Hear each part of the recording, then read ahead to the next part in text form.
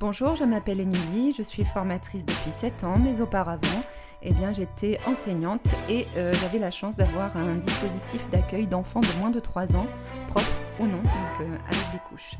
Aujourd'hui, je voulais vous partager un projet que j'avais mis en place avec les ados du collège, puisque mon école était mitoyenne avec un collège.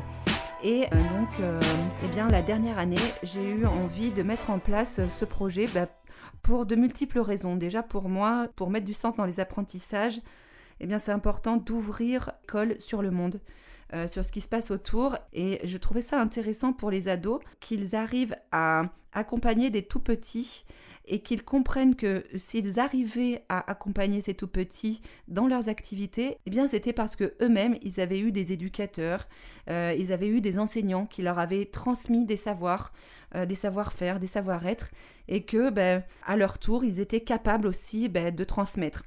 Donc comment est-ce que ça s'organisait ? En fait, c'était sur 1 heure d'études le vendredi. C'était des collégiens de la 6e à la 3e, peu importe, tout niveau, qui venaient. Donc moi, j'avais pas beaucoup d'élèves, j'avais une dizaine d'élèves, donc ils venaient dans la classe. Et on commençait toujours par une activité un peu imposée. C'était une activité de cuisine.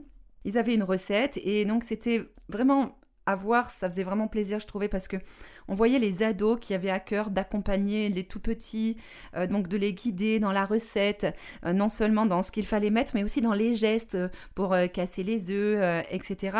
La première partie de cette heure était consacrée à la cuisine.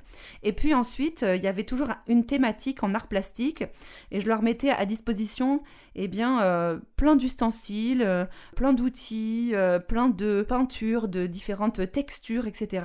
Et suivant une grande thématique, à chaque fois, ça pouvait être par exemple Noël, ils devaient à 4 mains faire une production plutôt abstraite, puisque les tout petits, ils n'étaient pas du tout dans du figuratif.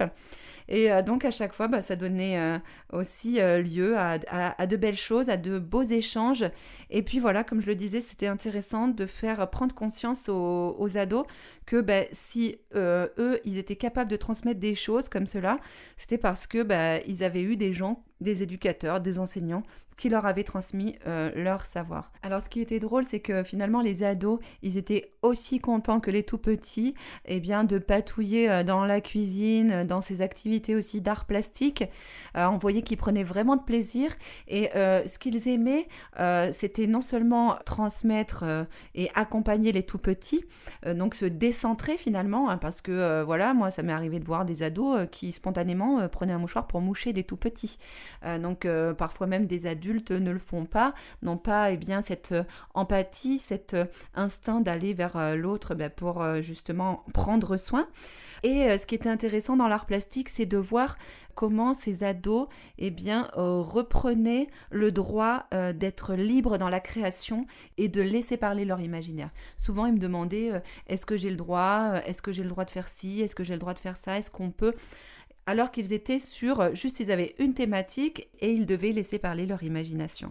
Donc ça, j'ai trouvé ça intéressant. Après les activités, en général, il leur restait toujours un petit peu de temps pour accompagner librement l'enfant dont ils s'occupaient, dont ils étaient en charge. Donc parfois, ils leur lisaient une histoire, parfois ils faisaient des constructions, des puzzles. Et là encore, on pouvait prendre conscience que ces ados, ils avaient besoin aussi de faire des activités manuelles, de jouer. Ils prenaient plaisir à faire des constructions. Donc voilà, ça laisse interrogatif par rapport à la place qu'on peut laisser aux activités manuelles dans un contexte scolaire traditionnel. Alors une autre raison pour laquelle j'ai voulu mettre en place ce projet, au-delà de faire du lien et que les ados mettent du sens sur leurs apprentissages, c'est qu'on va être sur des similitudes au niveau comportemental, au niveau de ces 2 tranches d'âge. Puisqu'en effet, les tout petits, on appelle cette période de l'enfance la petite adolescence. Dans ces similitudes, il y a par exemple le fait qu'ils apprivoisent leur corps, que ce soit les ados ou les tout petits qui sont en pleine transformation. Avec ces transformations, justement, ils sont souvent fatigués, ils ont bon appétit. Au-delà de ça, les 2 tranches d'âge sont dans aussi l'expérimentation, notamment par rapport aux limites. On va tester les limites, qu'on soit ado ou tout petit, et puis on va avoir son propre langage. Donc finalement, ces similitudes, elles se sont rencontrées et ça a matché, ça a fait un beau projet.